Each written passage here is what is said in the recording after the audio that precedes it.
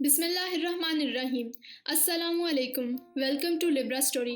अगर आप मेरे चैनल पर नए हैं तो लिब्रा स्टोरी को सब्सक्राइब करके बेल नोटिफिकेशन ऑन करें ताकि आपको मिलती रहे तमाम वीडियो अपडेट्स। अब आप मुझे लिब्रा स्टोरी फेसबुक पर भी फॉलो कर सकते हैं। तो चलिए आज की इस वीडियो में, जिसमें हम सुनेंगे तलाक जैसी लानत पर एक सच्ची कहानी।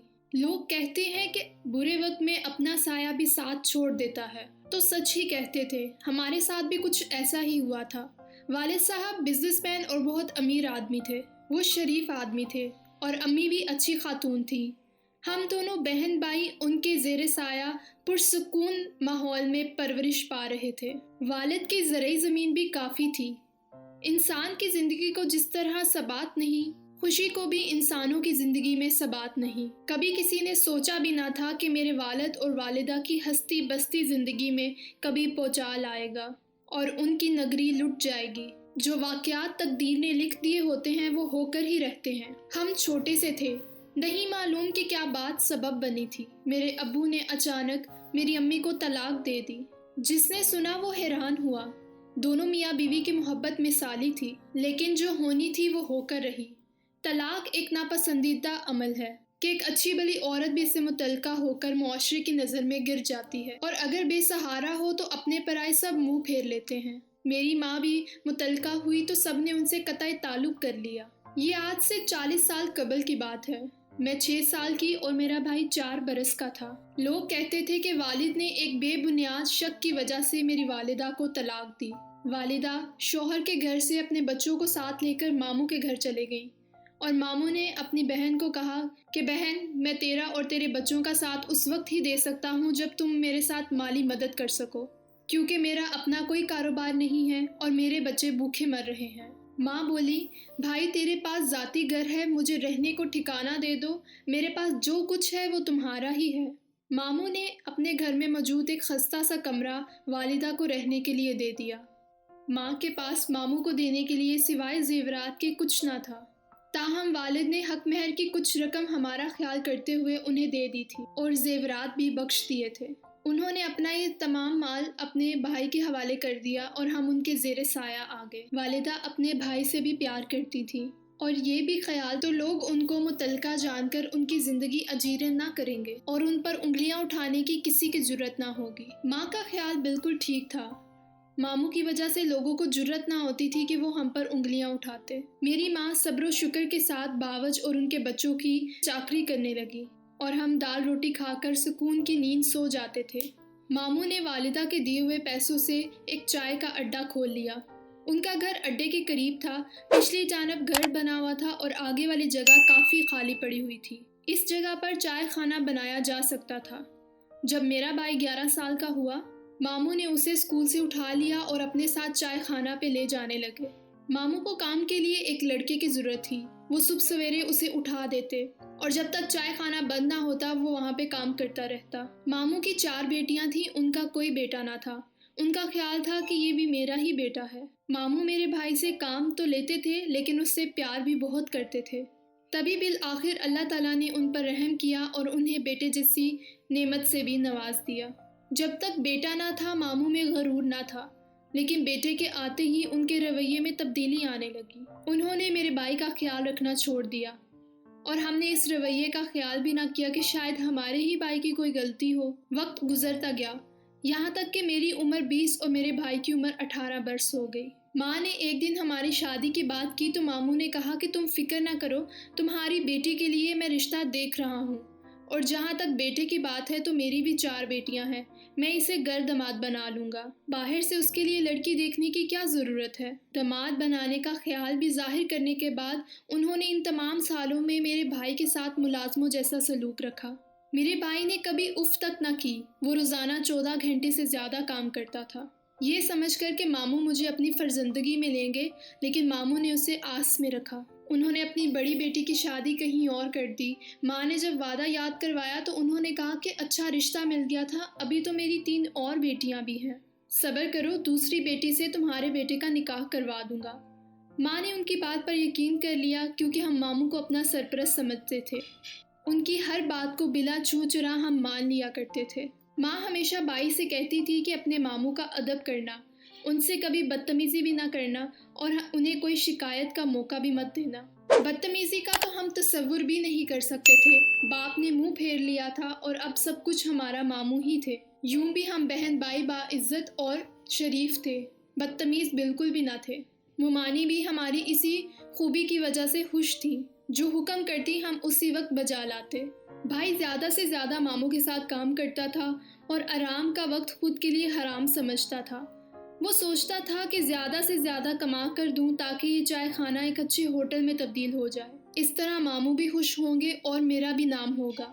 ये उसकी खाम ख्याली थी, क्योंकि मामू उसे अपना भांजा नहीं अपना नौकर जान चुके थे। उन्होंने भाई की वजह से खूब कमाया, लेकिन उसे अपनी बेटी ना दी और अपनी दूसरी बेटी की भी शादी एक अच्छे घराने में कर दी।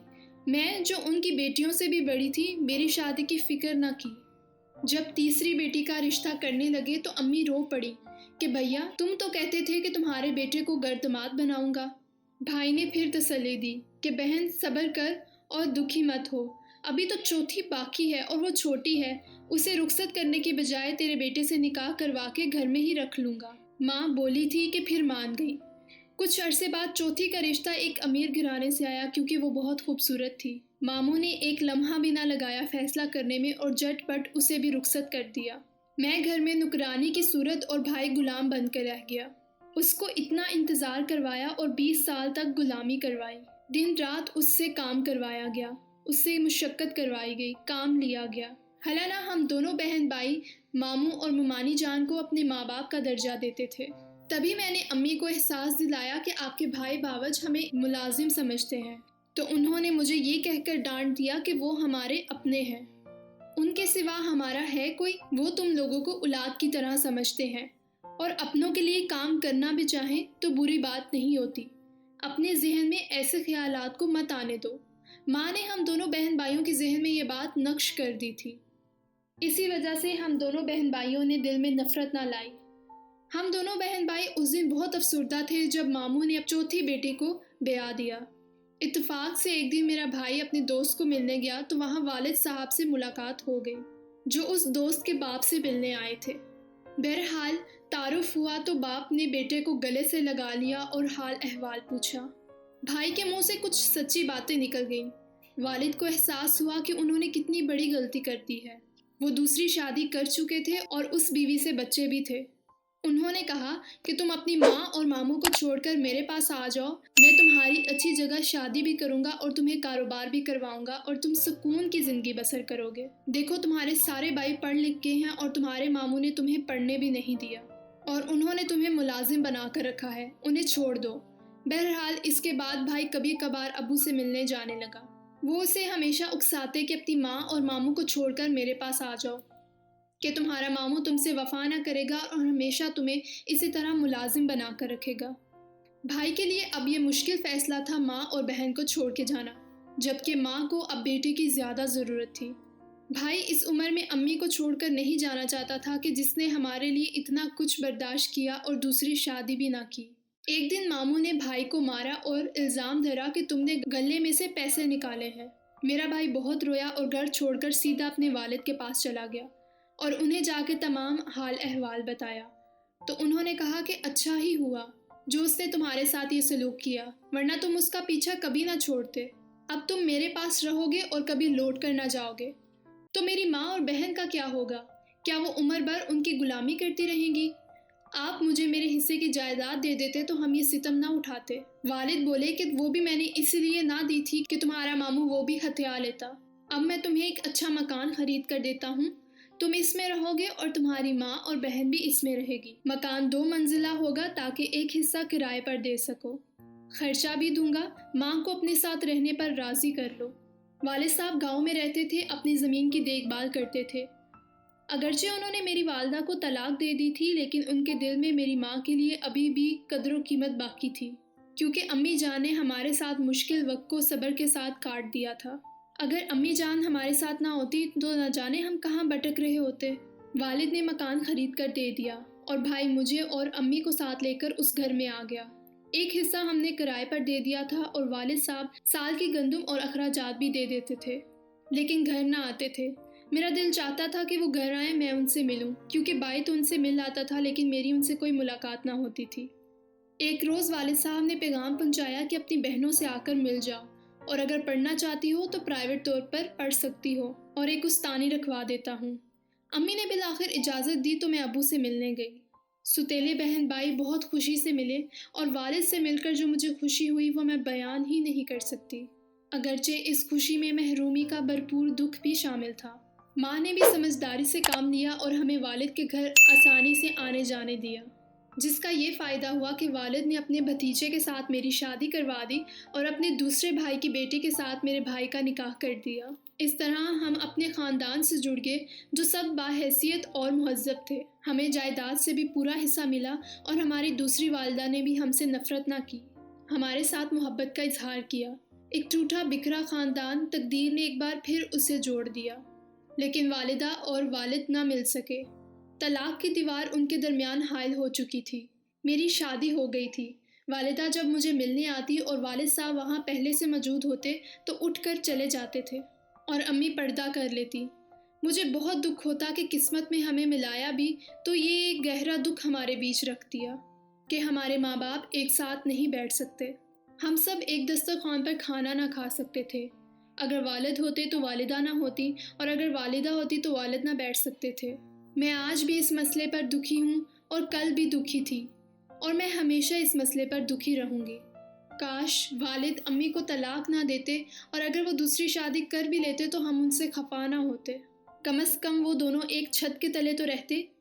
तलाक जुदाई का वो रास्ता है जिसके बाद दो प्यार करने वाले कभी नहीं मिलते। दिल में प्यार रह भी जाए तो भी साथ नहीं रह सकते। जुदाई का समंदर पार नहीं कर सकते। आंखें नीर बहाए रह जाती हैं, दिल रोते रह जाते हैं, लेकिन जुदा होने वालों का मिलाप फिर मुश्किल हो जाता है। इसलिए हमें चाहिए कि जब हम तलाक दें तो 100 बार सोच लें, क्योंकि हम गुस्से में आकर तलाक जैसा तल्ख फैसला ले तो लेते हैं, फिर हम बाद में पछताते हैं और सोचते हैं कि वो गया वक्त वापस आ जाए, लेकिन जो वक्त बीत जाता है वो वापस नहीं आता। अगर औलाद बीच में हो तो मर्द और औरत को ज़रूर कुर्बानी देनी चाहिए, और अपने गुस्से और जज्बात पर काबू रखें, क्योंकि मियाँ बीवी के दरमियान तलाक जैसी ये लानत पे सबसे ज़्यादा असरअंदाज उनके औलाद होती है। मेरी दुआ है कि तमाम मियाँ बीवी इस तलाक जैसी लानत से महफूज रहें और वो तमाम तर अपनी ज़िंदगी खुश व खुर्रम तरीके से बसर करें। आमीन। अगर आपको आज की ये मेरी वीडियो बहुत पसंद आई है तो अपने प्यारों से ये ज़रूर शेयर करें। शुक्रिया।